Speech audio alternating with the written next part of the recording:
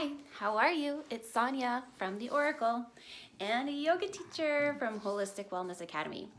You are here to learn about the Ujjayi breath.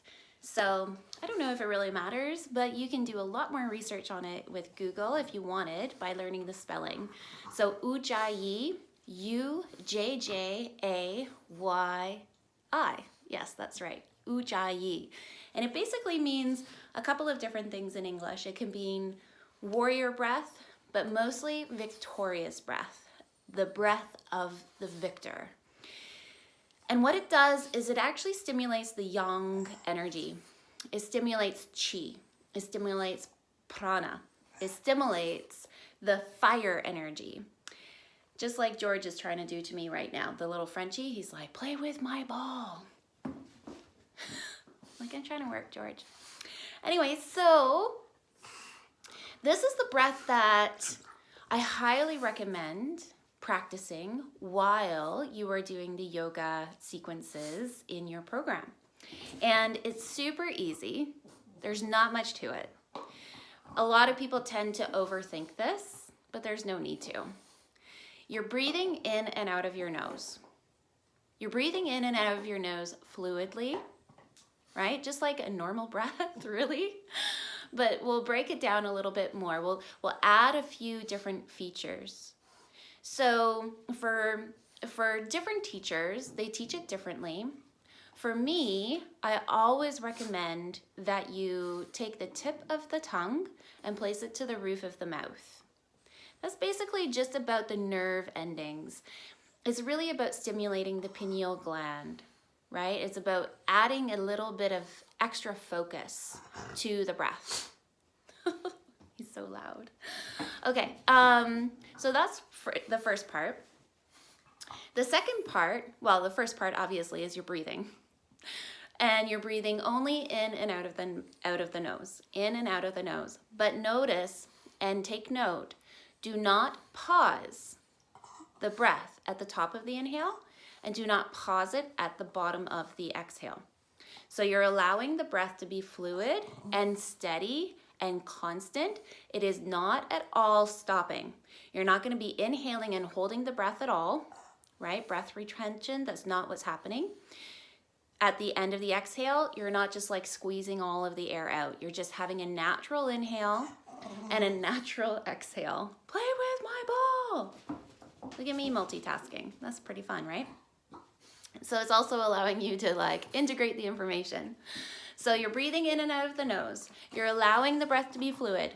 No breath retention at the top. No breath retention at the bottom. The tip of the tongue is at the roof of the mouth, right? Just try that out. Tip of the tongue to the roof of the mouth, just behind the upper teeth, the front upper teeth.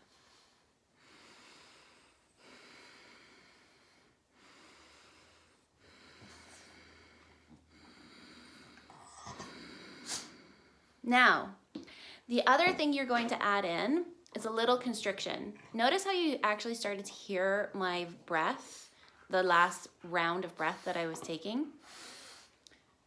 It's like there's a constriction happening in the throat.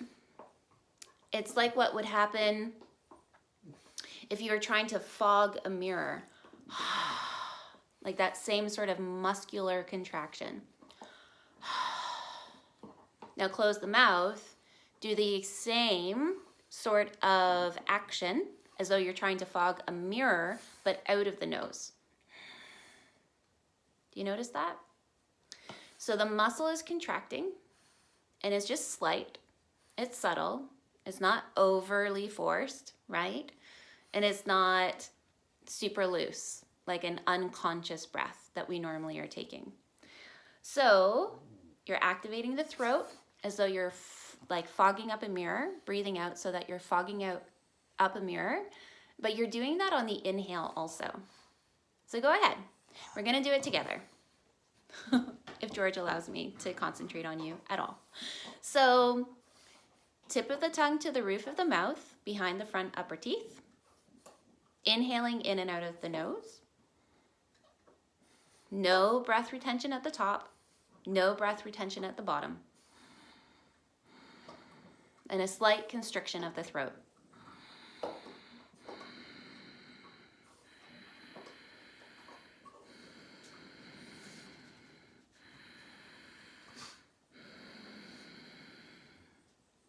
Now you might feel a little blood and oxygen in the brain. That's cool.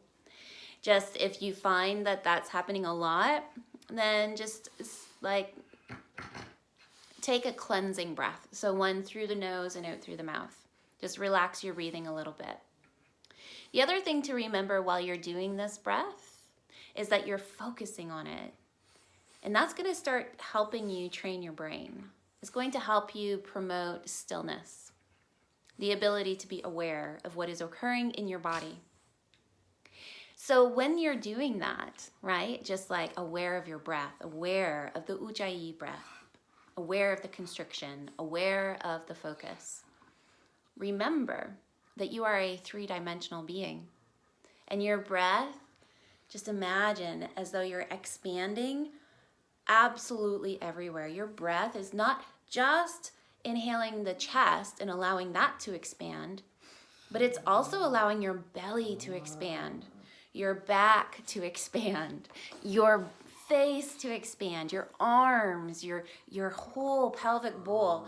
Imagine feeling as though your diaphragm, here I'll show you my diaphragm. Imagine as if the diaphragm is like sinking down, right? So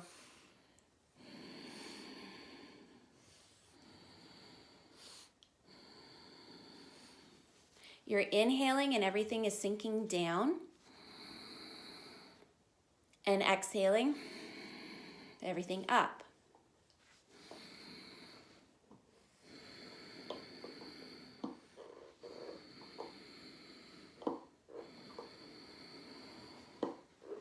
So just like water never, ever, ever stops moving. The waves of the ocean never stop rolling onto the shore. They never stop rolling away from shore. There is constant motion. That is exactly what your breath should be like in this breathing technique, the victorious breath. So go ahead and use that breath for the rest of your yoga sequences. Allow yourself to cultivate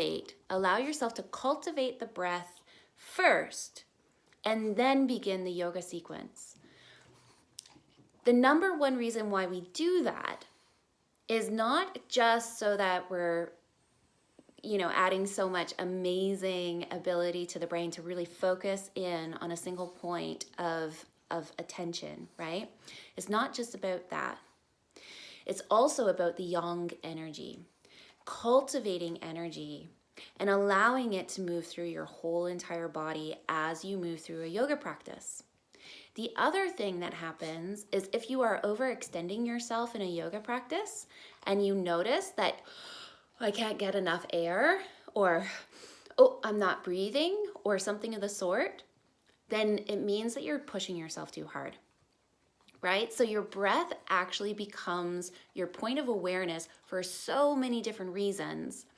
It's basically like if you're not able to maintain that like steady, gentle, fluid flow of a victorious breath and allow it to come in and out naturally and guiding you, guiding your awareness, guiding your practice. If you're not able to maintain that steady flow of breath, you gotta like chill out.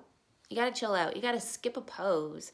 You've gotta skip a vinyasa. You've gotta just slow down and allow your breath to be your guide. So I hope that you learned something new, and I appreciate your attention, and I would love to hear if it was clear for you. So just drop a comment down below and let me know if you have any other questions. Okie doke. I love you guys. Bye.